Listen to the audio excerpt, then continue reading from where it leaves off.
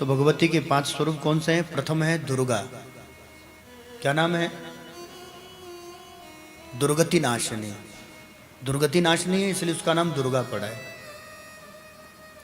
जीव की समस्त दुर्गतियों का विनाश करती है। कोई चाहता है यहाँ पर हमारी दुर्गति हो। दुर्गति माने हम बीमार पड़े हो, हम शक्तिहीन हो जाएं, हम गरीब हो जाएं, हैं? कोई चाहता है हमारी दुर्गति हो संसार में? सब चाहते हैं हमारी सदगति हो, हम प्रसन्न रहें, स्वस्थ रहें, हमारी जो इम्यूनिटीज़ है वो बढ़ी हुई रहे, प्रतिरोधक क्षमता, रोग प्रतिरोधक क्षमता जिसे कहते हैं, और रोग प्रतिरोधक क्षमता बढ़ी रहे, बनी रहे।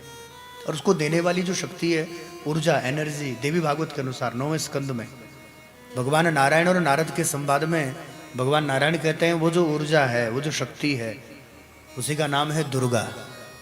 आप शक्तिहीन हो जाओ, आपको लगे कोई दुर्गति हो रही है, आप रोग पीड़ा में पड़े हो, आप कष्ट में पड़े हो, कहरा रहे हो, शरीर थका हुआ है, तो शक्ति कहाँ से मिलेगी? भगवती से। तो जीव कहाँ जाता है? शक्ति की शरण में। सबकी रोग प्रतिरोधक क्षमता, इम्यूनिटीज, वो कोरोना काल में बूस्टर डोज जो लगाए उसी के लिए लगाए। और दूसरी शक्ति भगवती महालक्ष्मी। धन सबको चाहिए है। यहाँ पर कोई जो गरीब होना चाहता है, जो कहे प्रभु मुझे धनहीन कर दो, कंगाल कर दो, बस पाई पाई के लिए तरस जाऊं। धन सबको चाहिए, संपत्ति सबको चाहिए, ऐश्वर्य सबको चाहिए, भोग सामर्थ्य सबको चाहिए। उसके लिए किसकी उपासना करोगे? महालक्ष्मी। तो भगवती का दूसरा स्वरूप कौन सा है? महालक्ष्मी। वहीं पर भगवती पराम्बा तीसरा जो स्वरूप है, देखिए बुद्धि सबको चाहिए। हर व्यक्ति बुद्धिमान होना चाहता है, इंटेलिजेंट होना चाहता है। सब चाहता है कि हमारी वाणी में थोड़ा रस भी हो, सामर्थ्य भी हो। तो वाक शक्ति प्रदान करने वाली, वो बुद्धि विवेक देने वाली, वो बुद्धि में वृद्धि करने वाली, वो विवेक वृद्धि करने वाली बाप महासरस्वती। इसलिए देवी भागवत में एक बीज मंत्र है, जो बच्चे पढ़ते हैं और अभी पढ़ाई कर रहे हो, एग्जाम की तैयारी कर रहे हो, उसके लिए एक बीज मंत्र है सर महासरस्वती का, ऐंग। ए के ऊपर अंग की बिंदी, 3 ही तो बीज मंत्र है। माया बीजम, कामराज बीजम और बाक बीजम। 3 महाशक्तियां हैं मूल में, और तीनों के 3 बीज मंत्र है। माया बीजम माने ह्रीम, बाक बीजम देवी भागवत के अनुसार ऐं, कामराज बीजम क्लीम। यही 3 बीज मंत्र है। तो ये जो बाक बीज है, ये जो महासरस्वती का महामंत्र है, बीज मंत्र मूल। और बीज में सर्जन का सामर्थ्य है। बीज ही वृक्ष हो सकता है। एक छोटा सा बीज, छोटा होता है ना, बट वृक्ष का बीज कितना होता है?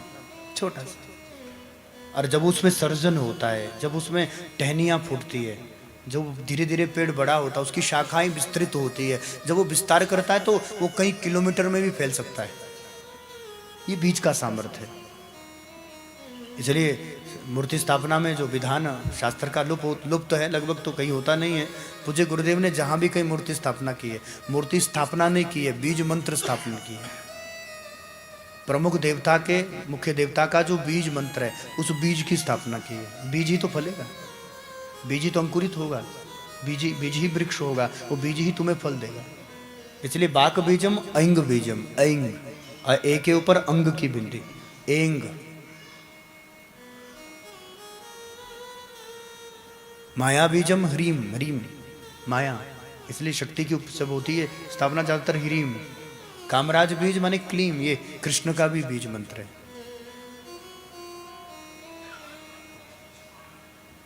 तो जो बच्चे पढ़ रहे हैं, जिनके पास धन नहीं टिकता है, जो धनवान होना चाहते हैं, जो संपत्ति चाहते हैं, उन्हें मंत्र पता नहीं है, तो वो इस माया बीज का मंत्र जपें, ह्रीम।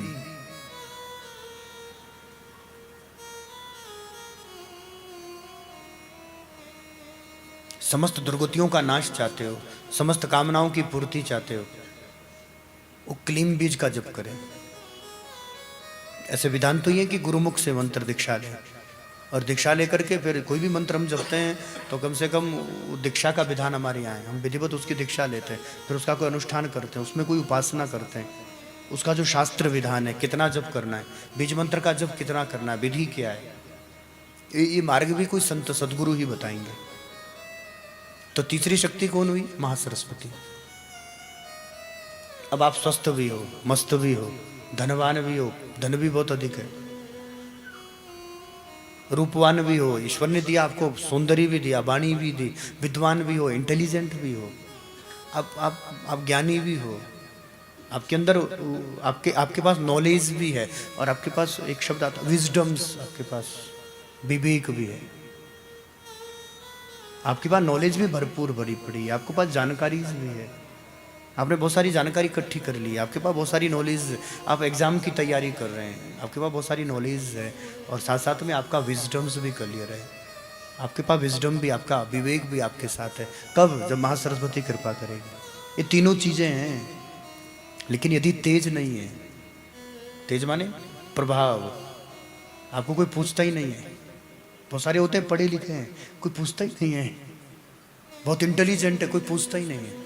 हम कितने लोगों को जानते हैं बड़े बड़े पदों से रिटायर्ड हो गए, इतने इंटेलिजेंट, लेकिन गांव में भी नहीं कोई पूछता। क्यों?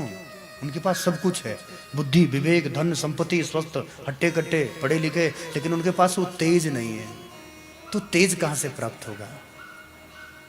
वो प्रभाव, आपका प्रभाव किसी पर तुरंत पड़े।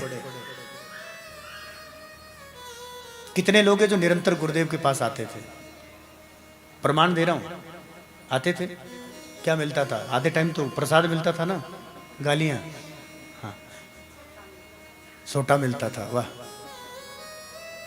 गालियां किस किस ने सुनी? चलिए हाथ खड़ा करें। कोई आपको गाली दे, अच्छा मैम का आपको गाली दे, कलकत्ता में आएंगे? बिल्कुल नहीं आएंगे, आएंगे, वाह क्या बात है। अच्छा कोई आपको गाली दे, हम दोबारा नहीं जाते वहाँ। और गुरुजी रोज देते थे, फिर भी लोग भगाते थे। गौरव लोग खट्टू रोटी टुकड़े नहीं पूछ देते थे, आए रहो,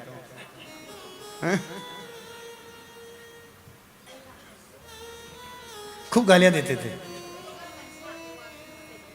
और फिर भगाते थे। और अच्छा कितने लोग हैं जिनको भगाया, उसमें हम भी है, और फिर भी नहीं भागते थे, भागते थे, भगाते थे ना, प्राण खा राव लेनु है।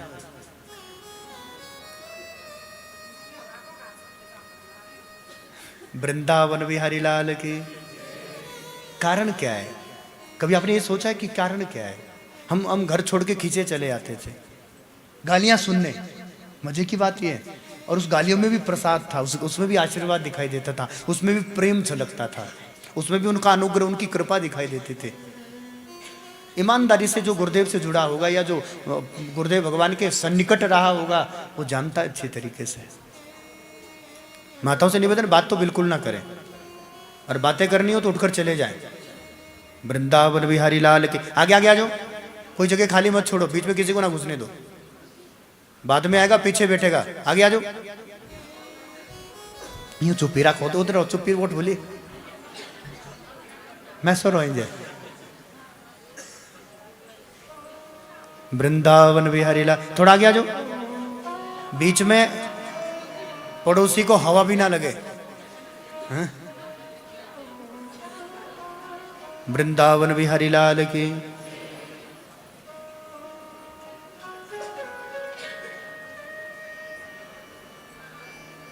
मीठा रख दो, मक्खियां बुलानी पड़ती, खुद आती ना।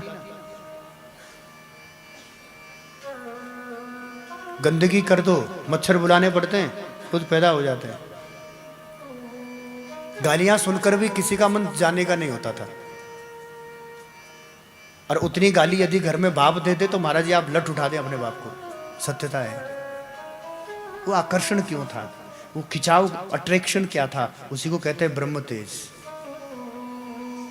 हाँ, वो जो चौथी शक्ति है, भगवती 5 रूप में अभिव्यक्त है, वो चौथी शक्ति जिसको हम लोग, जो ब्रह्म तेज प्रदान करती है, तेजस्विता देती है। इतना तेज वाणी में, इतना तेज गालियों में भी तेज, बताइएगा आप। जिसने कभी बाप की नहीं सुनी उसने यहां पर सुनी होगी, क्योंकि वो सबका बाप बैठा था।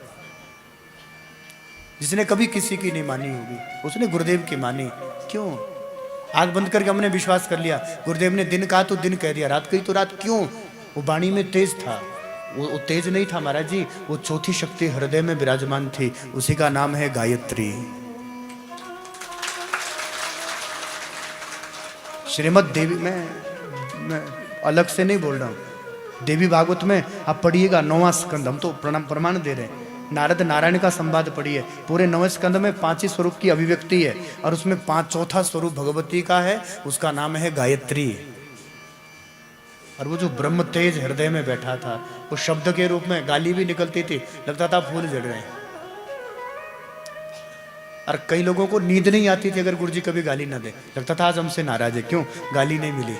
क्या बात थी, वाणी में तेज था, उसी को ब्रह्म तेज कहते हैं, और उसको देने वाली भगवती गायत्री थी।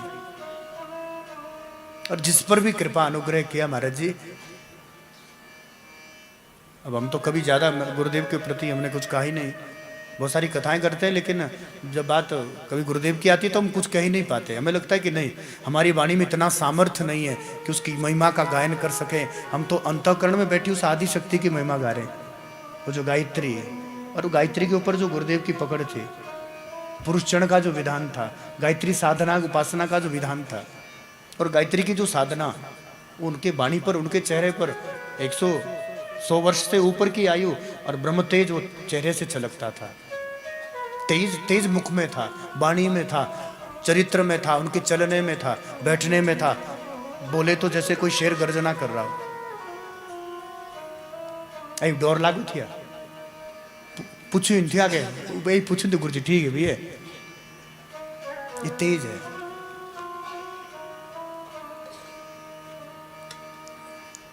ब्राह्मण सर्वत्र पूज्य है महाराज। क्यों? क्योंकि ब्राह्मण जगत गुरु है। ब्राह्मण की पूजा क्यों होती है? ब्राह्मण की पूजा नहीं होती है, ब्राह्मण के उस ब्रह्म तेज की पूजा होती है जो ब्राह्मण गायत्री संध्या से अपने अंतःकरण में छुपाता है। त्रिकाल संध्या करने वाला यदि कोई ब्राह्मण हो, ईमानदारी से, कुछ भी करने की जरूरत नहीं है। ब्राह्मण अपना संध्या बंधन भी कर लें, कलिकाल में ब्राह्मण केवल गायत्री जब भी कर लें, जो कह दिया वो महाराज पत्थर पर लकीर हो जाएगी। क्यों? क्योंकि गायत्री तेज देती है, वाणी में, जीवन में वो ब्रह्म तेज प्रदान कर, इसलिए ब्रह्म गायत्री इसको कहा है। ब्रह्म क्यों कहते हैं? क्योंकि वो ब्रह्म तेज देने वाली है। गायत्री तो 24 है, गायत्री मंत्र ही नहीं है, गायत्री छंद है। भागवत में भी गायत्री छंद का प्रयोग किया है, अनुष्ट आदि छंद का प्रयोग किया है। शार्दुल विक्रीडित द्रुत विलंबित बसंतीलिका मिश्र पुष्पताग्रह कर्क मंजरी मान मंजरी, ये सब ये छंद है। गायत्री भी छंद है। उस गायत्री में एक मंत्र ऐसा है जो आपको तेज देता है, ओम भूर्भुवस्व आदि जो मंत्र है। क्यों? क्योंकि वो सूर्य का द्योतक है। सूर्य से हमें ऊर्जा मिलती है, एनर्जी मिलती है, सूर्य से हमें प्रकाश मिलता है, रोशनी मिलती है, ज्ञान मिलता है, तेज प्राप्त। तेज कहाँ से मिलेगा? सूर्य से। 10 दिन अगर सूर्य चला जाए, हरियाणा वालों को पूछो, महीना भर धूप नहीं लगती, तेज शरीर का भी चला जाता है, 2-2 महीना। तेज की प्राप्ति कहाँ से होती है? सूर्य से। वो मंत्र जो है, वो सूर्य मंत्र को लिखा भी गया है तो छंद में, उस छंद का नाम गायत्री है। तो जिस व्यक्ति को ब्रह्म तेज की कामना है, आपके पास सब है। मैं शायद आप अपने गांव में देखो, लिस्ट बनाओ, तूती बोलती थी, बुद्धिमान, इंटेलिजेंट, विद्वान, धनवान, सब कुछ है, लेकिन प्रभाव नहीं है। कितने लोग होंगे? और रिटायर के बाद तो पूछता ही कोई नहीं है। क्यों? क्योंकि तेज नहीं है। धन तो कमा लिया, बुद्धि तो कमा ली, इंटेलिजेंट तो हो गए, बुद्धिमान तो हो गए, लेकिन भजन नहीं कमाया, जप नहीं किया, साधना नहीं की, भजन साधन नहीं किया। यदि किया होता तो उसके बाद भी उतना तेज ही रहता। तेज चौथी शक्ति कौन सी है? अब आपके पास तेज भी है, चारों चीजें आ गई है। लक्ष्मी की भी आप पर कृपा है, दुर्गा की भी कृपा है, माँ सरस्वती की भी कृपा है, गायत्री की भी कृपा है। आपके पास ये चारों चीजें हैं, लेकिन यदि मन में शांति नहीं है, मन में आनंद की अनुभूति नहीं है, तो ये चारों चीजें बेकार। इसलिए चौथी, पांचवी अंतिम शक्ति है, उसी शक्ति का नाम है राधा। अरे देवी भागवत में लिखा है,